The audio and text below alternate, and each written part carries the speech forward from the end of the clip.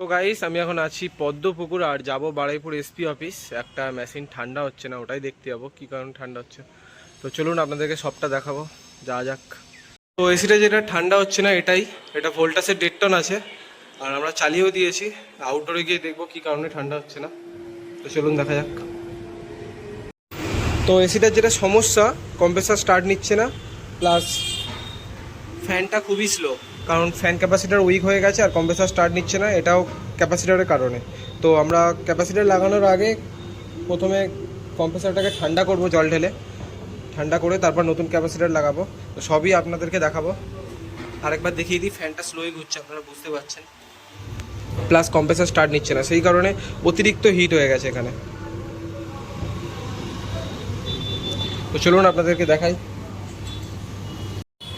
তো দেখতেই পাচ্ছেন কম্প্রেসারটাকে ঠান্ডা করছি, ধোঁয়া উঠছে, এটাও দেখতে পাচ্ছেন। তো এটা ঠান্ডা করার পরে আমরা ক্যাপাসিটার দুটো চেঞ্জ করে দেবো, দিলে প্রবলেম সলভ হয়ে যাবে। চলুন বাকিটাও দেখাই আপনাদেরকে।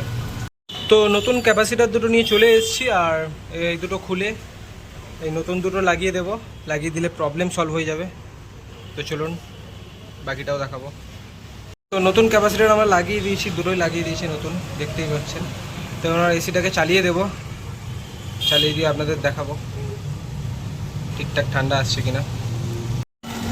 তো এসিটাকে আমরা চালিয়ে দিয়েছি, আর দেখতেই পাচ্ছেন ফ্যানের স্পিডটা কতটা বেড়ে গেছে আগের তুলনায়।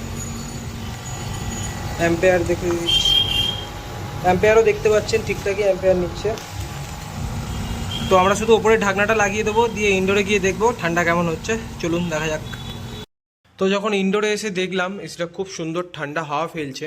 আর আজকের ব্লগটা এখানেই শেষ করলাম, নেক্সট ব্লগে আবার দেখা হবে, টাটা।